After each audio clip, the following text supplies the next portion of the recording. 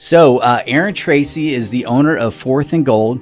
She is a pediatric oncology hematology nurse at Wolfson Children's Hospital, and she's really taken her passion for helping young people with cancer by starting a nonprofit to raise funds for research, helping find non-toxic treatment to help cure kids battling cancer. The rare cancers usually get the least amount of funding, so she is here to help fix that. Welcome to the Grit.org podcast. In these episodes, they speak to top achievers in athletics and business to understand the habits and mindset they apply in order to build more grit.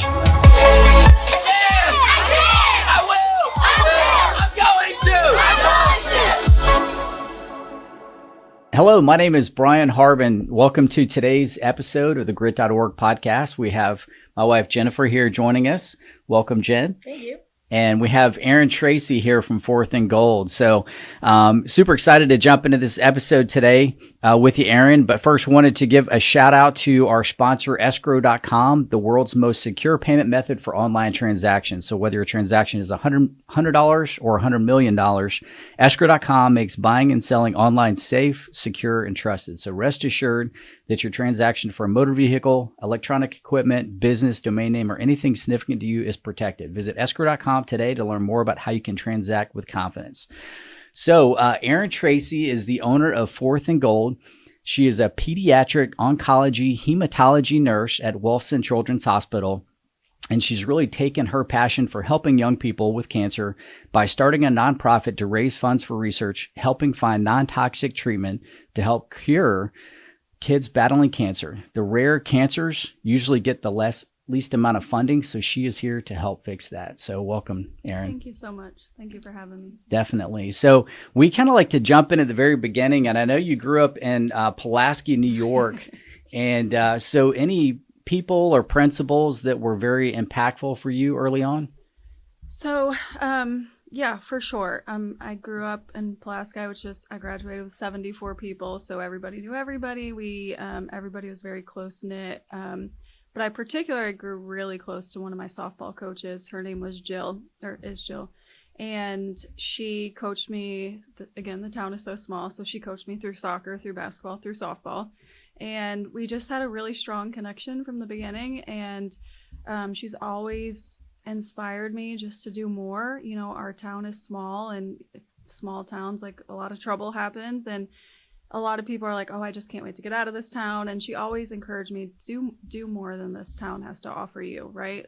Make a difference. Come back to this town having made a difference, and use your platform of sports. I was a 3-sport athlete, and I played softball in college. So she always just resonated with me so deeply, just that I could do more. My parents were divorced, so my mom was in New York, my dad was in Florida, and I have great relationships with both of them. But she kind of stepped in as that second role model just when I was up there.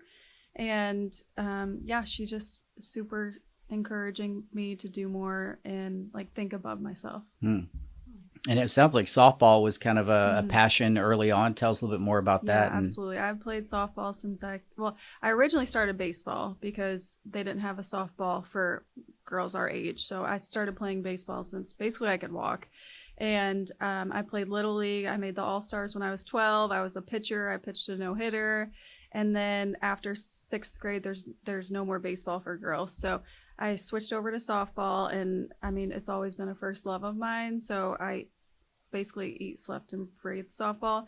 And I was fortunate enough to have her coach me the entire time. And I went on to play softball in college also. You played soccer and basketball too, so I did. Three sports. Yeah, and actually my senior year I left soccer and went to tennis.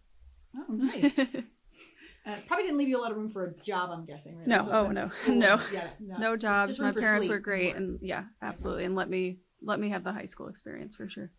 Yeah, and we can definitely attest to believing that, sports is such a great, tool to learn from. We run a summer sports camp, but I guess for you, what do you feel like you learned from softball that, carried forward? Like, what was most impactful for you that you learned from the sport? I would say teamwork.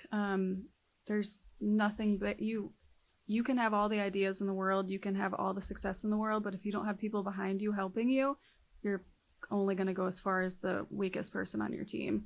And that's what I loved about it, honestly, is just the camaraderie, if somebody made a mistake playing third base, us other 8 women were able to say, you got this, come on, let's go, get yourself pumped back up. Like, nobody loses because of one play, one person, one mistake. It's a team effort, always has been, always will be. And just being able to like lift other people up during, hard times sometimes on the team. And you're with these girls. I was with them since 8th grade on, playing varsity softball, and like I knew them, I knew their families, and it's just one big family almost, being able to, everyone supporting each other. If this person's going through a hard time, this person's going to pick them back up. So definitely teamwork and camaraderie. Was there a favorite moment, memory, game that stands out? My senior year, we made the playoffs, and we actually made the playoffs every year that I played, but my senior year, there's a town that's 5 minutes from us, and they were so good. They always beat us every year. It did not matter. And we made it to, it's called sectional finals. So we're both Class C champions, and we had to beat them to move on. And again, they were incredible. They're so good. And we were down 5-0 in the 5th inning. And I was so sick of losing to them. And I huddled everybody up, and my coach Jill still tells the story to this day. And I got everybody in the circle, and I said, we are not effing losing to them again. And everyone got so hyped. Everyone's running around, jumping. And we didn't. We somehow rallied back with 2 innings, and we won 8-7. And it's honestly the highlight of any sports moment I've ever had. But it was, and we went on and we went to states that year, and it was a lot of fun. But she tells that story all the time. I love the passion. Yeah. Oh my gosh, yes.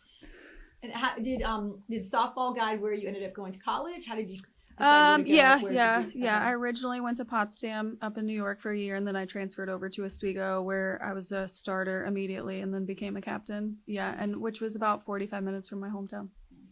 Yeah, so tell us about being a college athlete and kind of that experience. I mean, it was the time of my life, honestly.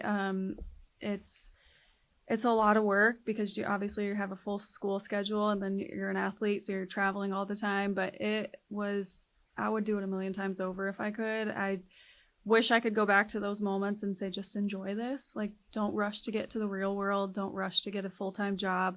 Enjoy this moment. It's 4 years. They're going to be over before you know it. But I had the best time in college.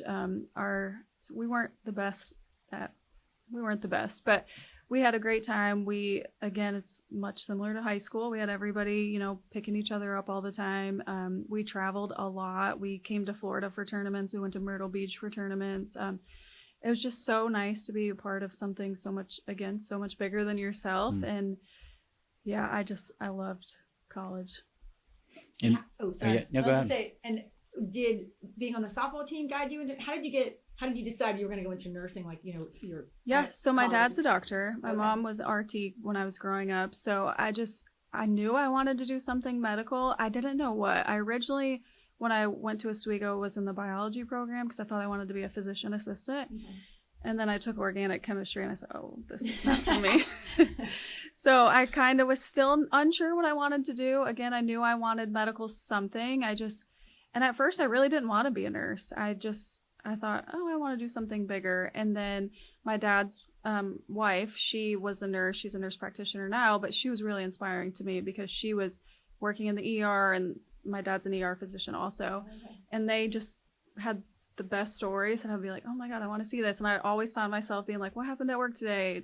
Did so-and-so do this? Did this happen? And what was the craziest thing you saw? And my favorite stories were always them just hearing like, we saved this person, we did this, this person came in and basically dead, and we revived them, and they went home to their kids, and I just knew at some point I wanted to be able to say, like, go home to my family and be like, I saved this person today. And so that's really kind of what started drawing me into nursing. Wow. And so what did that look like graduating college, I guess going to nursing school? Did you stay up in New York at that time? Or no, I came down here. So in 2010, I was just coming down to visit, and I decided to stay, and my dad was like, oh, okay.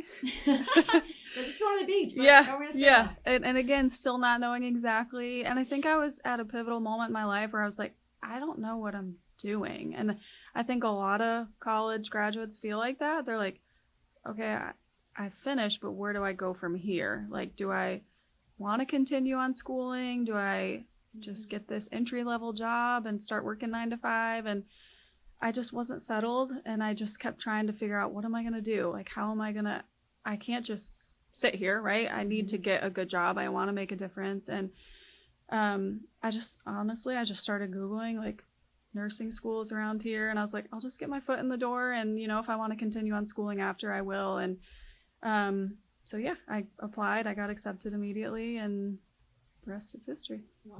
And is there anything that guided you into oncology in your nursing school? So weirdly enough, I've always been super interested in childhood cancer. I have no idea why.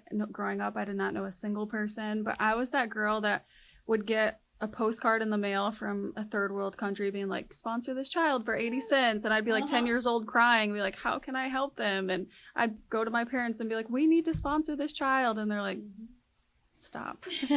And so I don't know, I just was always really drawn to it. And then when I was in nursing, one of my friends in Pulaski, actually her little girl got diagnosed with leukemia at 18 months old. And I was just like, there is a reason why I'm so drawn to this. And I immediately wanted to do something to help her and to help anybody. So I really started researching a lot about childhood cancer, and I saw that only 4% of all research funding, and I'm like, that's what I need to get into. Like, we have incredible nonprofits around here that help families and financially and do dreams and just help them in different ways. But there was nothing around here that I could find that like dug into the why, the how can we stop this? How can we get better treatment options? So I was working at Mayo Clinic at the time, and I applied to Wilson's for the oncology floor. Immediately rejected. Like, honestly, it was like in 10 minutes I refreshed my app and it said denied. Oh, wow. And I was like, oh, very competitive. Okay.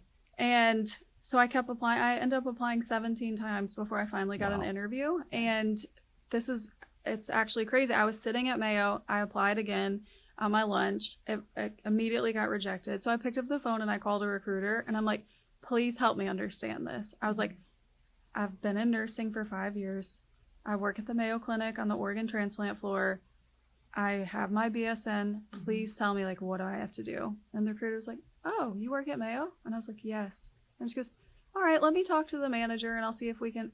And I had an interview the next day. Wow. So it's just like, that part was so frustrating because why did I have to apply 17 times? And then, but whatever. That was in 2017. I got the job and I've been there ever since. That stat that you brought up, I learned that from you, the 4%, that only out of all of the cancer research, only 4% of it goes to pediatric. That blew me away. Yeah. And the other thing that I learned from you is that since 1980, there's only been 3 new treatments developed for pediatric cancer. That seems like such a long period. I mean, it is. There's so much, I feel like there's so many things, there's so many programs and charities that talk about all the different types of cancer. That was really shocking to me that for kids that there haven't been more developments recently. It just blew my mind. Yeah, it's devastating, really. And I see it obviously daily. I see the drugs that we give and the side effects that they give. But yeah, 3 new drugs specifically for pediatrics. And so when you were as a nurse, when you got into Mayo finally, and is that when? How long after that how did Fourth and Gold come about? Like in your So I started working at Wilson's in 2017. I had my interview in August. I officially started in October. And like I mentioned, my friend in Pulaski, her little girl got diagnosed. So first I reached out to her and I was like, what can we do to help you? And I had a Cricut at the time, and I'm like the least creative person ever. And I like made a shirt for her little girl, and I think it said like cancer picked the wrong kid. And on the back it said warrior, and I mailed it up to them. And then I was like, oh, I want to do more of this. Like, this is kind of fun. And so they had a big fundraiser for her. So I made I think I made like 200 shirts for them. And then cutting vinyl day and night. Yes. I'm on vinyl in your Cricut. Yes. To like make such a huge difference. That's awesome. Okay. And it said like Team Charlie, because her little girl's name is Charlie. And so then I was like, oh, this is like awesome. I want to do more of this, but I didn't really know what to do. So then I just made a shirt that said Fight Kid Cancer, Go Gold. And I was like, I'll just open up an Etsy shop and, just see what it does, if we can sell any shirts. And I did. We started selling shirts pretty quickly. And then I started doing a fundraiser for Cure Childhood Cancer, which is a foundation in Atlanta. And that first year, I think I was able to raise $2,500 and I donated to them. And then, so I did that 2018, 19. And, I think overall I raised maybe like 8,000 or 9,000 for them.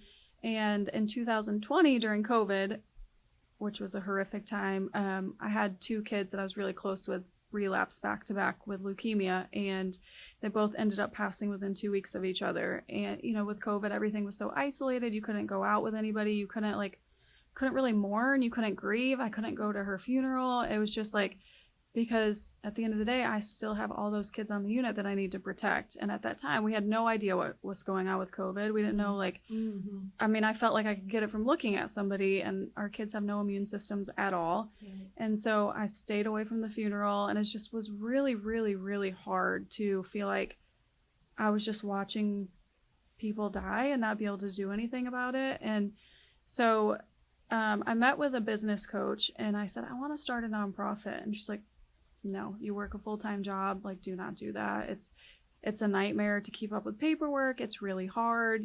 It's basically a full-time job and you're already working one. She's like, just start an LLC. And I was like, but I can't do what I want to do with an LLC, right? I can't take donations. There's so much limited stuff that I can do. And she just was very adamant, you are going to be overwhelmed. I really don't recommend doing it. I was like, okay. So I went home and the weeks passed by, and another friend reached out to me. She said, start a nonprofit. She's like, this is ridiculous. You are raising money for other foundations. You don't know where that money's going. Because we did Alex's Lemonade Stand. We did Cure Childhood Cancer. She's like, we're not dumb. Everyone has an overhead, right? You're sending $2,000. Am I really making a difference? Maybe, maybe not. I don't know 100% where that money goes. And she's like, you can do this. It's COVID. The hospital's not as busy right this second. Go do it. So I was like, friend. Yeah. So I was like, okay. So I went and met with her, and everything really happened quickly after that. I applied for the 501c3 accreditation. I talked to people about being on our board of directors, and I got approved within a month, which they said it could take 8 to 9 months. I got the letter and approval on July 8th of 2020, and it just took off from there. And why 4th and Gold? How did you come up with that name? I love football. Eat, sleep, and breathe it. My family is huge into football, and it's just a way that we've always bonded.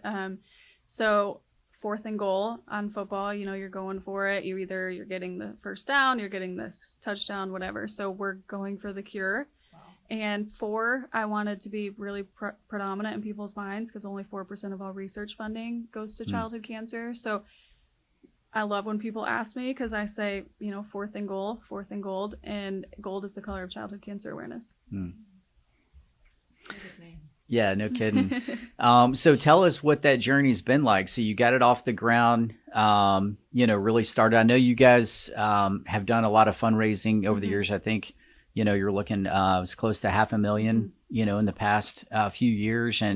And so tell us about some of the ways that you guys raise funds and kind of raise that awareness. So when I first became the 501c3, obviously everything shut down with COVID. So I couldn't do anything at first. So it was a lot of word of mouth, a lot of Facebook fundraisers, a lot of just random donations here and there. But once we were able to start hosting events again, so we do yearly kickball tournaments, dodgeball tournaments, cornhole tournaments, and we have a yearly gala. And I've always, childhood cancer is such a heavy, heavy, heavy topic. Nobody wants to talk about it, and rightfully so. It's really hard to talk about. It's really hard to see, but these families don't get to turn it off, and they don't get to turn the channel. And so we want our events to be really fun and lighthearted, where we can bring together different types of communities. Our kickball tournaments are really fun because we have about 25 or 30 teams each year, and half of them are families impacted by childhood cancer, and the other half are just people who want to go have fun. And I get to collide the two worlds, and people are like, wow, I had no idea. And our events are all about awareness first, funding later. I fully believe if your heart is in the right spot and you maximize your awareness presence, that the funds will follow when they're supposed to. And So this last kickball tournament, the winner was a construction company who doesn't know a single child with childhood cancer, and they won the tournament. And after they came up to me, and the one guy was like, I just want to donate $1,000. Like, this is incredible. Like, we had the best time. We had no idea about all this. And then his friend's like, I'm going to double that, and it's like, they've never even been impacted. And we were able to change what they knew about childhood cancer, but in a fun way, a lighthearted way, right? Like, they're having a fun kickball tournament all day, and now they're completely moved and changed. And similar with our dodgeball tournaments, it's a fun day. We partner with JU and have it at the gymnasium there. And like, again, like this year, we have a couple teams people that work at Target, and just we're able to bring them and see, like, this is the family that you're fighting for. This is the family that deserved more. And, 43 kids get diagnosed today, and that it doesn't matter who you are. You can have all the money in the world. You could have no money. You could be Black, white, Asian. It doesn't matter. And everyone needs to relate that this could be me. This could be my child, my sister, my brother, my grandchild, my niece, my nephew. And I want people to see that and to know, like, start now, like, start raising awareness and funding now, because maybe in 10 years, the treatment isn't what it is now. And it's all started with a kickball tournament. And you got, I know, not this upcoming weekend, but next weekend, September 13th is your 5th annual cornhole tournament, which is going to be so fun. We're really excited for that. I think we have about 30 teams signed up for that. And again, it's another fun night. It's under the lights at Fort Family Park on the turf field. And it's just another way to bring a bunch of people together. We have some vendors that come out, and we partner with Sweet and Salty Sisters. They're a food truck. And once again, they had no idea about childhood cancer, anything about it. And they come to every event now and donate their time to us. Yeah. And you have, obviously such a huge internal drive, and obviously it's a lot of work, raising money. Where do you feel like, is there kind of a story or something that you feel like in your mind kind of helps inspire you when it's time to keep going? Obviously you're motivated by the kids that you want to help, but like, is there any, particular story that you feel like you really draw from to remind you of, like, okay, this is the bigger vision, the bigger purpose? And as you mentioned, like, it's hard sometimes to keep going because this is essentially my life at all times. I work there 3 and 4 days a week at the hospital with these kids, but then on my off days, which are non-existent, I'm doing 4th and Gold to try and build them up. And like I mentioned before, when those 2 kids passed, I was at a breaking point. I either had to get out of that field and go into different sort of nursing, or had to counteract it somehow, which is why I started 4th and Gold, because it's honestly helped me be a better nurse also, because I know I'm doing everything in those hospital walls with all of the resources we have available for childhood cancer. We are giving these kids the best treatment that we have, and we save lives, and we save a lot of them, but I know we can do more. And so when I step out of those walls, I'm able to just transform into a different person that's more of an advocate, not a comforter, not a nurse, not somebody in those hospital walls that is just doing a job. I'm able to know that I can do better. So I pull from Jake a lot, which is the young man who passed in 2020, and he originally got diagnosed in 2018, and he was a mascot at Yulee High School.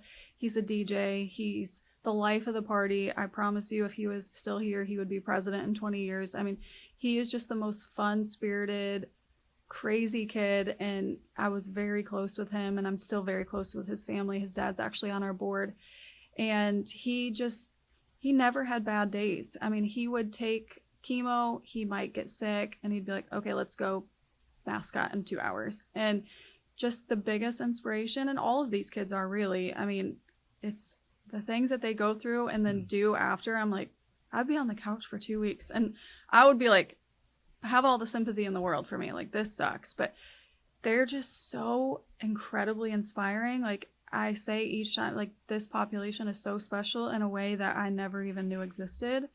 So I pull from him a lot. His family's thing is live like Jake, because he, in his 16 years of life or 15 years of life, he lived so large. He was out all the time. He was spending time with his family. He was singing, joking, laughing.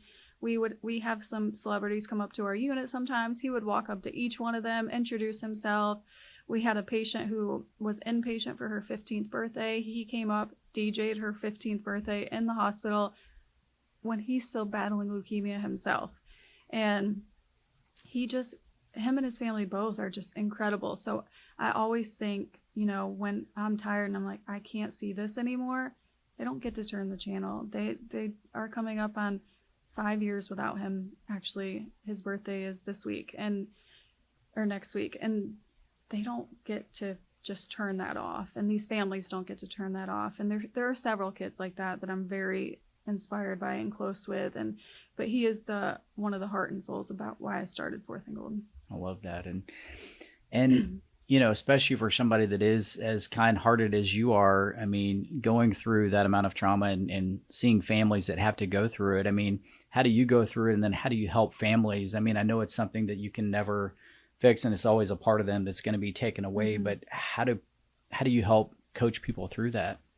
So Nurse Erin and Fourth and Gold Erin are very different. I try and keep them very separate. It's two separate things. But as a nurse, when I'm there, I obviously do anything I can to comfort them during their darkest hours, right? You sit with them, you talk with them, you let them vent, you assure them that you're doing everything you can.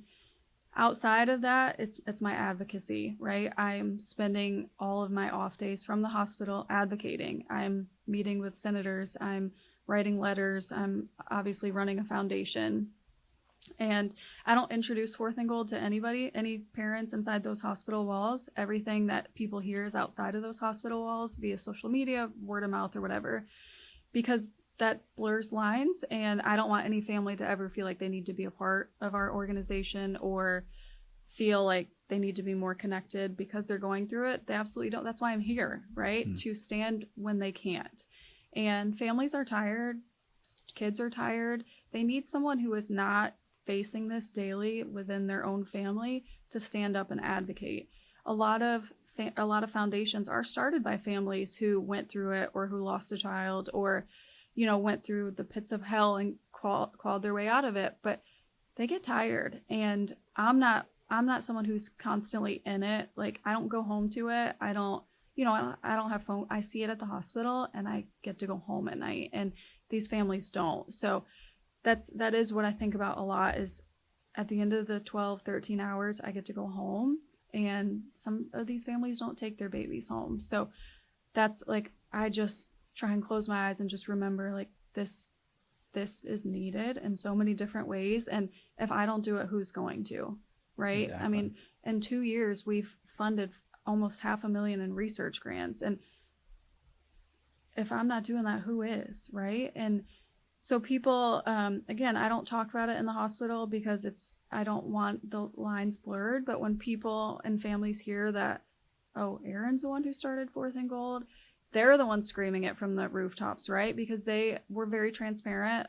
We post anytime we do a research grant and what it was for, how much money it was for. And we don't have an overhead. We're all volunteer based, and families are super just trusting of, and rightfully so. They need transparency. And so I'm sometimes maybe too transparent of where the money goes or what we're doing, but just to have the trust of families who are in the worst moments of their lives is everything to me. So I would never do anything to jeopardize that.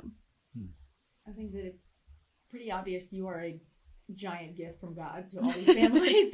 I'm just very sorry. As a mom, that's the worst thing that I think parents that hear about this and want to be involved, but I can kind of understand that they want to turn the channel because there's nothing, but there isn't anything that is more terrifying as a parent than anything happening to your child. There's just nothing. Yeah. Nothing in the world. So I understand how, people may want to be involved and they just go, because your empathy would draw you into a place that you just can't imagine. Absolutely. And so your strength for these families is just really overwhelming. Sorry. No, you're good. And I have kind of two questions. I want to ask you more about what I think is so incredible about your organization, that is, it's not just getting more research for just basic treatment, but the types of treatment that's different than adult, keeping in mind that these are developing people, and they're young, and their bodies, the things that we put in them affect them for the rest of their lives. Absolutely. And I would like to ask you first, where, because you have to be kept strong as well. You're strong for them. Where do you feel like, where do you draw that strength from to be able to take all this on and see what you see and have it obviously affect you as a person, but not let it, weigh you down?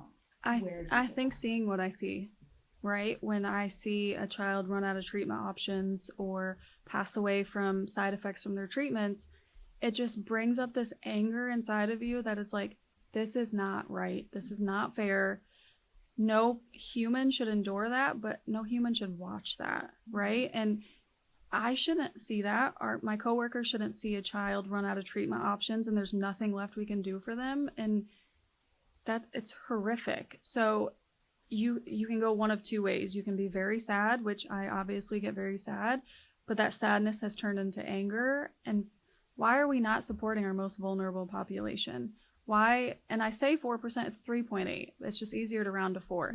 Why are we giving 3.8% of research funding to kids who are going to run our country someday, who are going to be contributing to society, who are they need to grow up, and we're not helping them do that. And, you can say that in a lot of different ways. The school shootings, why are we not protecting our kids more?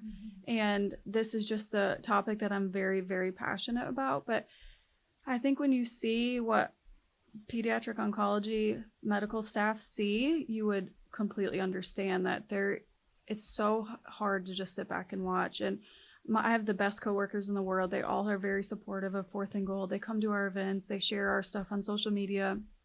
Our doctors are very supportive, very involved with us. And when you take that step to get people who are actually in the field involved, it's almost like you can't walk away from it, because you have so many people believing in who you are and what you're doing that if you walked away, who's going to pick that up, right? It's a very heavy burden to carry. So who's going to pick that up? So to answer your question, there are days obviously where I'm like, I can't do this today. Like, I cannot do this today. And I even struggle with that because, again, I think, well, the families don't get to say I can't do this today.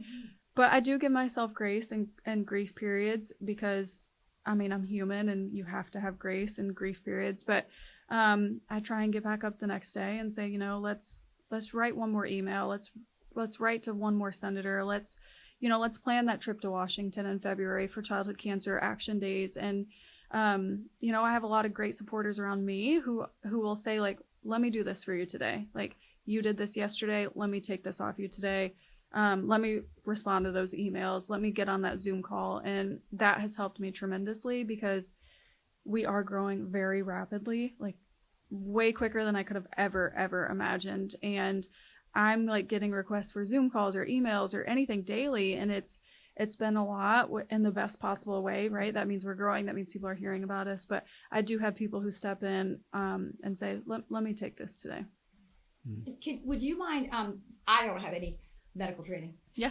So for all the parents and just people watching who are in my boat that don't understand a lot of this stuff, would you kind of break down for us what it is that it's not just cancer research, but the types of kind of the differences that you're... Yeah. So right now, standard of treatment mostly is chemotherapy, radiation, both very toxic, effective in some instances, but very, very toxic, right?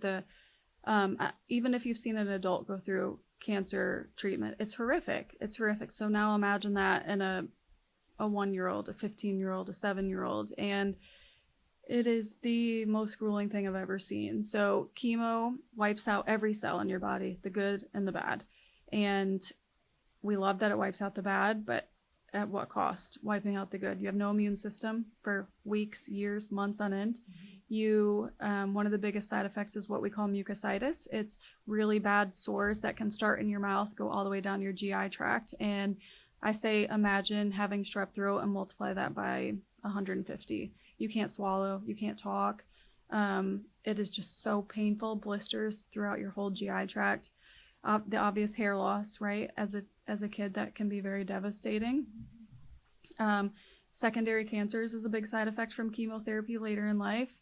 95% of childhood cancer survivors have a chronic disease or illness later in life.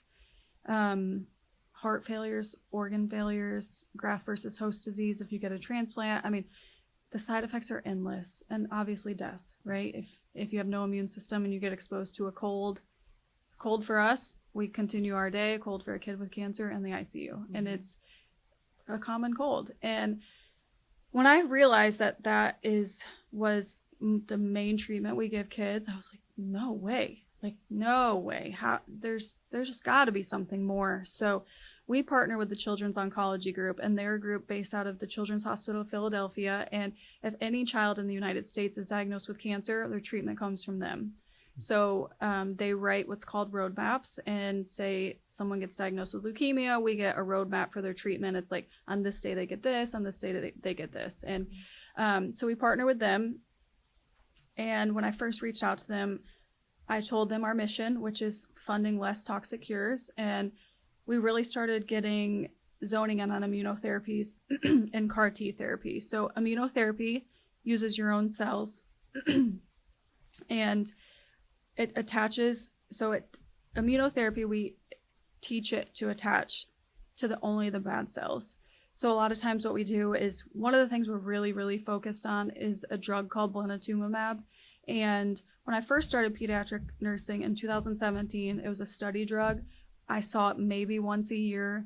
The kid would have to be hospitalized for the full 28 days and then go home because of the side effects. They have to be hospitalized. It's so new, you watch them. Okay. Last year, we funded part of a blinatumomab trial for leukemia, and it is now standard of treatment. So those kids get to come in for 24 hours. They get the drug. We put it in a backpack for them to go home with, and they're on it for 28 days straight. The side effects are so minimal, and there's very few long-term side effects. There's no hair loss from it. There's no mouth sores from it. Their immune system doesn't change from it. And that was a huge win for me. That was the first time where I was like, oh, wow, we really are kind of changing the trajectory. Yeah. And we see that weekly now. Whereas when I first started, I saw it once a year maybe, and the kid had to stay in the hospital the whole time. And that has been a huge win for us. And those are the kind of drugs that we're focusing on, is the immunotherapies and CAR T cell therapy. So that is, if a child has leukemia or a solid tumor, they go in, we put a line in their neck, we remove their T cells, we genetically modify them and give them back to them to only fight off the cancer cells in their body, leaving all of their good white cells alone. And again, it's starting to be, it's not standard of treatment yet, but it's growing really quickly. And I have hope that in maybe 5-10 years, that will be the standard of treatment for a lot of these diseases. And we can, not necessarily get rid of chemo as a whole, but really focus less on chemo and more of the immunotherapies. Now, is that available only at the hospital in Philadelphia, or is it just? So a lot of different hospitals do it. It depends on if you're registered, if you can do phase 1 or 2 trials. A lot of hospitals can only do phase 3. So a lot of kids do have to travel different places. The Children's Hospital of Philadelphia does do it as frontline treatment. I know Children's Hospital of Atlanta does it. The trial that we funded, they're out in Seattle, so Seattle Children's does it. But it's starting to become more readily available at other hospitals. Well, I was going to say, too, it seems like one of the challenges that you had initially, too, is to, once you have the money, where can we focus these funds to make sure? But so a lot of the 4% of the money that is being raised is kind of happening at these hospitals that you're mentioning, like Philadelphia. So the 4% comes from the National Institute of Health. So they're allotted a budget every single year, and then they get the 3.8%, and then they distribute it through the research centers. So it's up to foundations like Fourth and Gold, Alex's Lemonade Stand, St. Baldrick's, who focus strictly on research to kind of cover that 96% gap. And then I guess basically to get it from like a phase 1 or phase 2 to a phase 3, so it become more widely adopted, does it just need more production of it? And so that's where the cost comes in? A certain amount of trials just in the lab, that it can prove that you can get it from this step to the next step successfully. And then a lot of times the next step is using it on mice. And then honestly, mice are very expensive. An immunocompromised mice is about $11,000. Oh, I've learned that. No idea. I know. I've learned that doing all these grants. But So then you start on the mice, and then you have to prove that the mice are responding well, and then you have to take it to the next step. And then you have a small group of a patient population that you can start it on. And usually that patient population is kids who have already run out of treatment options. And then you try it on those children. And if there's a response on those children, then you can open up to a bigger trial, and then it eventually gets approved. But that takes a long time, years and years and years. Yeah. So it's just a matter of continually supporting it. Correct. Yeah. One of the things that you've said a few times now that I just, really resonates is if not you, then who, right? If not me, then who? And I think that's such a phenomenal mentality that, is way beyond yourself. And I think, it's just very inspiring. And I know that there's other people that have seen what you've done and hopefully are helping create that snowball towards, absolutely. What would you say too, in terms of, I know you mentioned there's times to kind of create space for, grace and grief. What are ways that you have built in? I know obviously you're an athlete, you love sports and the Jags, but how do you kind of build in that recovery for yourself in terms of just, creating space as an entrepreneur, as a, full-time nurse and all these things? How do you feel like you kind of create that space? I run a lot. We actually created a run club for Fourth and Gold. I know I try and get away from it sometimes, but so we run on Thursdays and Tuesday mornings, and that's really helpful because, again, it's brought in people who aren't directly involved but like to run. They come hang out with us. We go to trivia after sometimes, or we go to coffee in the mornings. And I love to travel. I'm going to Cincinnati this weekend to watch the Jags play, and that's a big thing for me, is just getting out of my head and just traveling. We're going to Cincinnati this week, and I'm going to Vermont at the end of the month. So I do a lot of traveling. I'm really, very close with my family, my parents, my siblings. We're all, love each other and hang out, and they're all super supportive. They're at every single event, and just, they're like my biggest hype squad. And I have the best family and friends. And I don't like to necessarily be idle, because that just, ideas flow, and I can't do every idea that I have. So I kind of just like to be out and moving. And I get a lot of my ideas when I'm running. And then, whether it's Fourth and Gold or whatever, and just trying to take care of my mind the best way that I can. I like to read a lot. I like to hang out with my dog and my fiance, and, I try and make a time where it's like no phones, put the phones down, put the laptop away. I recently so I'm like the sole communicator with Fourth and Gold, and I recently just created a different email that, instead of everything going straight to my email address, it can go to a couple other people on the board. And that's really helped me, because it's really hard for me to delegate, where I'm just like, no, I'll do it. I got it. I'll do it when I get home. And then now I'm letting people start to step in more to give me a little bit more grace and time. I'm sure they're happy to do that. Like they are. They're incredible. incredible. Yeah. We can take some of this off for you. Has there been anything else, like as far as running a nonprofit? What's that kind of been like? Anything that you didn't expect, or just? It's as far as like I didn't expect to have quote unquote like competition throughout the nonprofit world. I thought everybody just kind of worked together, and everybody loves each other and does the same mission. And like there's nonprofits that we do totally different things, and that I thought would maybe want to support more, and that just doesn't happen. So I was very, very shocked by that. I thought, everybody is nonprofits and everybody wants to work together and have a great time and change the world. And that's interesting, because that is surprising. Yeah. Because like you said, you think everyone, like we're all in this to help this cause that is such a purposeful, good thing. Yeah. And I'm guessing like each organization's like, well, mine sort of, when your kids all have exams the same day. Yeah. Every teacher thinks, well, my exam is the most, is the one you really got to focus on. Yeah. Because they really do believe in their organization, which is good. But I could see how. And I believe in theirs too. I will shout from the rooftops of all the nonprofits that I know in the city that do so much to help so many different people. And I don't know. I just was kind of caught off guard that a lot is more like a business versus like a family, which It's fine. I just was kind of surprised by it. And just two more questions I was going to ask. So with that, obviously you've raised, $500,000 at this point. In order to raise more funds, do you think where do you feel like that's going to come from? Is it having more events and creating more awareness, or where do you feel like that next level of, fundraising is going to be able to come for you guys? Yeah, and that's actually been a big topic this year, because we do just have those 4 signature events. And we're trying to figure out where and how we can get more. So we have incorporated more like single night, spirit night events with different companies throughout the city, like Chipotle, Chick-fil-A, where you go in there, you say, hey, I'm here for 4th and Gold. They donate 25% or whatever back to us. But a lot of it, again, is word of mouth, social media presence. Our gala is a huge event. Last year was our first one. We raised $52,000. We haven't even had it yet this year, and we're right around $42,000. And, the event hasn't even kicked off yet. And that's coming up November 13th. Yes, is that right? November 13th? Yes, I'm really excited about that one. And just getting ourselves out there, really.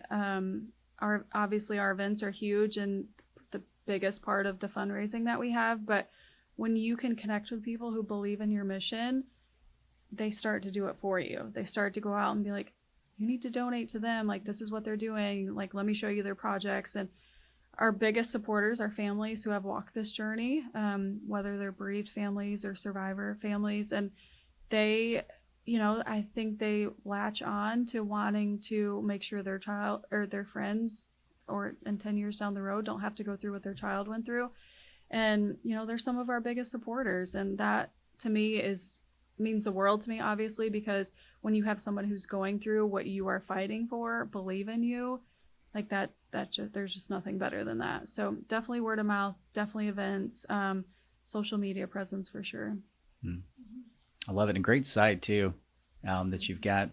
And our last question, we always like to ask our guests about the Grit Creed, which are 12 principles that, we're trying to bake into the next generation. But of the 12 principles of Grit Creed, which one do you think resonates most with you and why? I love I'm not a problem spotter. I'm a problem solver. Obviously there's 1,000,005 different problems in this world, and we can all complain about it and talk about it, but you have to step up and do something about it if you want it to change, right? You can say, obviously this has been a heavy few days in our world, and there's so many different sides to that. But if you're not going to step up and start changing it, if you're just going to say something on social media or, this has to stop, or what are you going to do to stop that? So you see the problem, it's spotted, right? Everybody sees it, but who's going to be the one to step in and do that? And I'm so thankful that I have been given that motivation and that passion to be the one who steps in and says, no more, not in my lifetime. If I were to ever have kids, I want them to grow up in a world that, God forbid, they got diagnosed with cancer, that I could take them to the pediatrician and be like, oh, it's going to be 2 weeks of this pill and you'll be on your way. And our generation deserves that, and the kids below us deserve that. So I'm thankful for that one. And then I also I will lead by example, because the purpose is bigger than me. I have not been directly impacted before I started this job at Wilson's. And I just was given a passion and a purpose that is so much bigger than me. And again, if I walked away, then who's going to carry that torch? I'm doing a disservice to so many different people and so many communities if I said, this isn't for me anymore. So, and I think I can do it because I was given a purpose bigger than me and a passion bigger than who I am. I can only imagine how many future Erins you're mentoring now that you don't even know that. Yeah, right. Absolutely. You're helping to create. It's going to be great. Yeah, what I found so inspirational about your story is that, you started your career job, you identified a problem, and then you created a way to figure it out and solve it. And it's just, we need, more people like you. And I think you're definitely inspiring a lot of people along the way. And so we love to learn about you today and share your message. So thank you again for being on. Thank you so much for having me. And be sure to check her out at fourthandgold.org. So that's a wrap for today's episode of the Grit.org podcast. Thanks again, and we'll see you guys next time.